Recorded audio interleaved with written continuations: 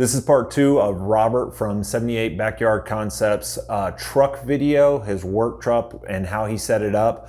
The cool part about this video is we talk more about the back of the truck and how it's set up and the inverter that he has, including the outlets that he put on the side and why he chose that inverter and the battery setup and the custom brackets that he did. So check this one out. If you haven't seen part one, it's in the link below. If you could do a huge favor, it helps me make more videos. If you could like and subscribe, I would definitely appreciate it.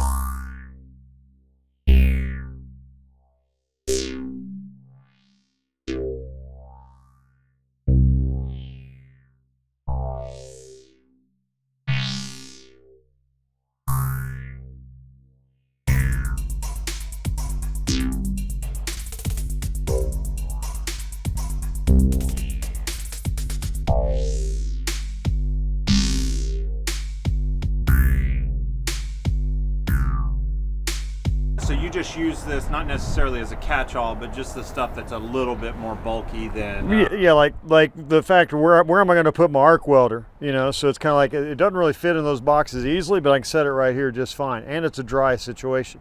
I got a wet dry vac there. I got a couple of the gray containers that one has wire in it, another one has a few gate parts in it, but it's just simple stuff that's right there. The big thing is, if you look right up here, you can see the two big batteries right there. Oh, yeah, down there. And you see a big inverter. They're connected with breakers, so if there's a problem with that wire, it'll turn the breaker off and flip the breaker so you don't have a fire in the back of the truck. And then there's a wire run all the way to the front of the truck to charge it from the system of the truck and connect to the two batteries that are up front as well. Did you upgrade in alternator when you did it? I didn't. I did not. I can't remember how big that alternator is. I think it's at least 125 amp, probably bigger than that. Alternator on this truck is a commercial truck. It's got two big batteries on it, but a couple of 110 ampere hour batteries right there usually works fine. So tell us a little bit about the inverter. That's been like a big thing for me. I'm just scared to buy the wrong one and then get it all set up and either it doesn't have enough power or it doesn't have a clean enough signal and start to possibly jack with my equipment. So Roger that. What made you decide to go with that one, and what brand is it? Well, that's an Ames. I just went on to online. It could have been for looking at Google, or it could have been looking at Amazon, but I had an inverter as a 4,000 watt inverter, and I think it went 4,000 to 8, and I think this is a 5 up to 10. But it's a 5,000 watt inverter, and to be honest with you, it will run this arc welder sitting right here off the inverter. And you were telling me without the truck started, with the capacity of those batteries, you can actually still run the welder? Yes, yeah, and you can buy a sine wave inverter now. I wasn't needing to run professional video equipment, things like that, but I can certainly run an arc welder. I can charge my batteries up. I can run other equipment. I can run a light if I'm on a job, so I can plug that back in. So one thing, while I'm still standing here, you'll notice there's a couple of plugs, receptacles on the back of the truck right there. I can plug things in right here at the back of the truck and work right here at the back of the truck. I don't have to get the bed open. Guess what? I can turn that thing on from right here. Oh. So I can turn that inverter off and turn it back on right there. So I don't have to get up inside the truck to do those kind of things. And the way that you've got it set up back there, you've been happy with it being protected from all this stuff? Yes. You haven't had any problems with that? Well, and actually the bottom end of it, I did full steel plate. Oh, at the bottom end of the bottom. Yeah, so if I put steel in here, it's not going to go through that battery. It's going to hit a steel plate. Ah, gotcha.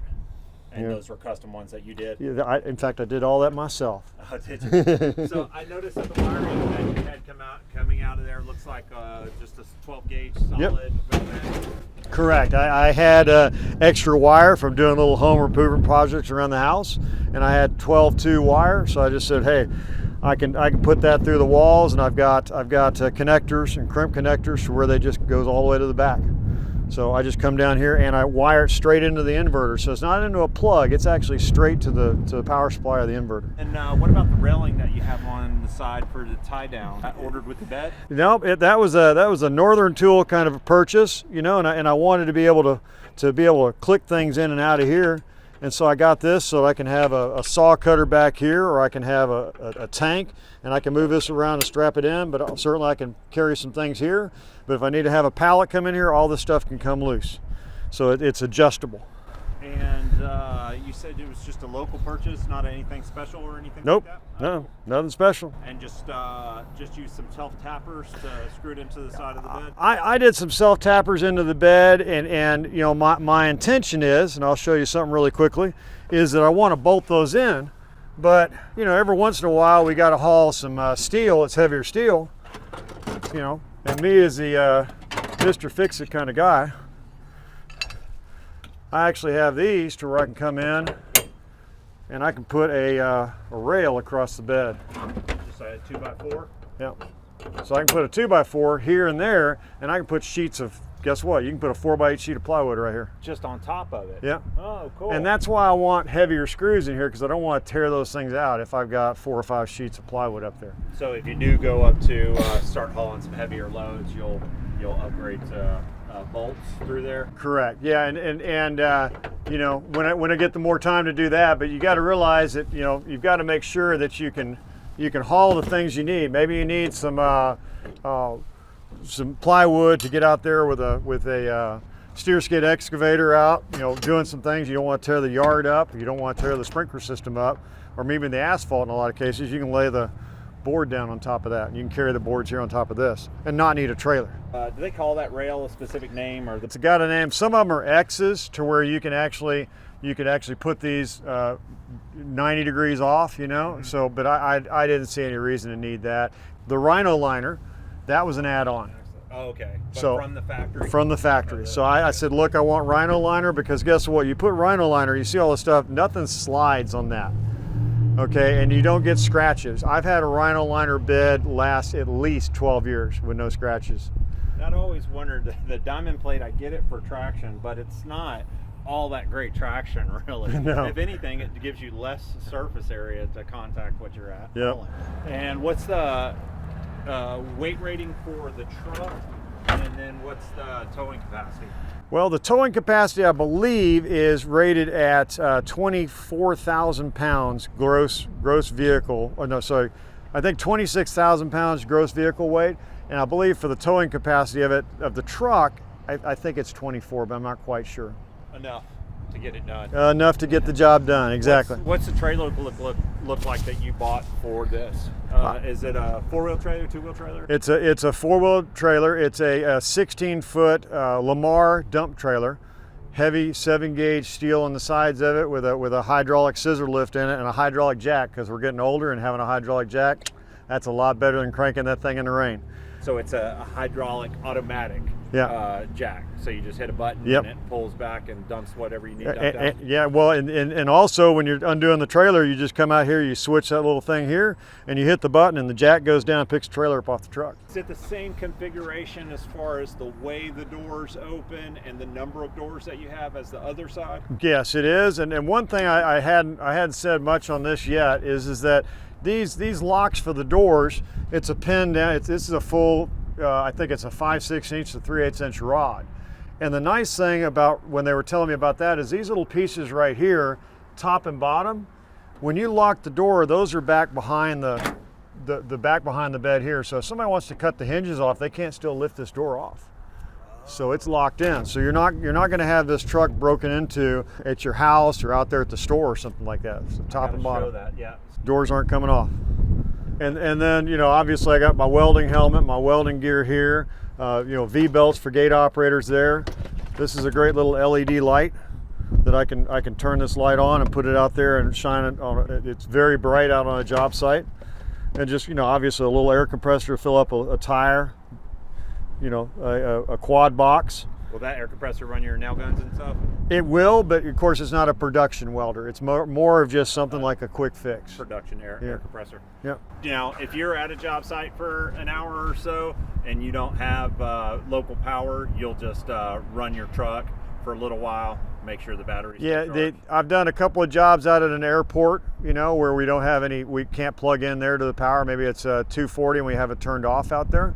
But we've hooked up air compressors to this and run the truck it's just idles, charging those batteries up. As long as you start off having the batteries charged and you let it charge up the batteries in between, you're fine. But if you let them get low and then you got to charge them up, we got a whole different problem. You know, and this is set up somewhat of the other bed, you know. Now, you know, I've got my little laser level there. You know, if I'm out on a job site, I'm trying to find the level of the fencing and things like that. It needs to go around for a gate operator and such. And then of course this is from my old truck where I just got boxes. I got maybe screws, bearings and things like that. Then chain kits and repairs like that. I bought one of those containers in a long time, the plastic ones. When I bought them 10 years ago, corners would always break. Do you have any problems with the DeWalt ones? I have not. In fact, you bring that, so I had a bunch of these because I came from another truck, but guess what? I took all the boxes themselves broke, but they fit right here just fine, and guess what? I've got them all right here. So I've got all my in the smaller boxes, I got them right there. So all of us end up getting out to a job site and you're like, hey, you know, I need a couple of those connectors, and you're digging now through boxes. It's like the Beverly Hillbillies just moved up to your house and they're having to unload their truck right there. And I've done that a few times. And do you take these yellow bins, will you take it and put it where you're working, or you just Yes. leave that open? If I'm working over there on some conduit on a gate operator, I'll just take that with me. Okay. You know, and I can come back in here. It's the same way with if I need some of these connectors or some of those right there, I'll just come and grab it and walk over there to the job site. You know, if I'm working on the chain, I'll just pick the whole thing out there and walk over there and work on the chain. So on the top, you just got some other standard parts that you. Yeah, exactly. You know, I've got a wire bender right there. I've got a crimper there, and obviously, if you're putting in a loop and you got to go through the curb, you can have a long 1-inch, you know, bit. Hold that one up again. That's going to be perfect for the thumbnail. That's so smart, because I need to do the same thing. I have long 1/2 inch, but I always use 1 inch to go through the curb. Yeah. I don't know if you've ever done this, but as opposed to putting a box on the back of the curb, I actually would just put some 3/4 inch flex inside the 1 inch hole. That's why I have a 1-inch bit, and it's like I will. I think we use 1/2 inch flex because it's easy to slide in there, but you can stick it all the way through right up to the top. Stuck some paper in it and put your loop seal over the top of it, and that wire's right there inside a conduit. So you're not even had to put a box over there. It might be taken off by the yard equipment person or somebody digging a hole right there and knock that box off. And now So they you cut go your through loop the wire. top of the curb? I go through the side of the curb at the base of it Oh, and okay. come right up there into the area. So this was actually something I probably just added about a month ago, but you know, I love that box on the other side so much that I said, hey, I got to have some stuff on the other side because I got big stuff that I'm carrying all the time or don't have it. I got batteries and chains down there. Obviously, I got hydraulic oil for high security. So I've got my bigger drill bits down there. Probably got 1.5 inch drill bit for the hammer drill. But he's like, where's that hammer drill? Well, guess what? Right here. I got my hammer drill right here in my truck, and I can plug it in behind the truck. So this is more of my heavier hand tools. You know, and of course right here is just all the general gate parts. You might have anchors back here, some guide rollers, you know, some hinges, that kind of stuff. But it's also heavy, but I mounted in here to where it stays with it. It was a Home Depot after Christmas sale. I saw these things. I think I bought the boxes that we all seen for maybe about $300. Oh, gotcha. You know, that was 1/10 of what that other big one up front cost, but that other one up front's nice. Now that you've been driving it for a while, what would you have done different? Well, I can tell you the things I'm adding. Biggest thing that I would have probably had done, it would have probably been more of the truck manufacturer and the bed manufacturer, is I'm getting a camera. The backup camera is helpful, but if you've got a camera that's always on the top, that doesn't just come on backup, but it can now videotape behind you, and you can be videotaping in front of you. So now because you're a running cash cow. So you got smart lawyers that are suing truck drivers all the time, and you don't want to be involved in that kind of stuff. So that's one of the things I don't have added yet. Are you recording all the time, or that you said that one's just backup? Yeah, only? yeah. That's one of the things that I have not gotten in yet, but I'm getting closer. The inverter was a big critical thing, and that inverter's only been in about 3 weeks. So you know, it's you know, there's a time span. Of course, we're all working from home right now, so. I work from home, putting my own stuff in and getting the truck ready. Certain things that, being a driver, I've probably driven well over 1 million miles in different vehicles. There's a few things I'm adapted to, but the fact that the truck can fit in most backyards and the fact that it can haul a big trailer kind of fits the bill across the board.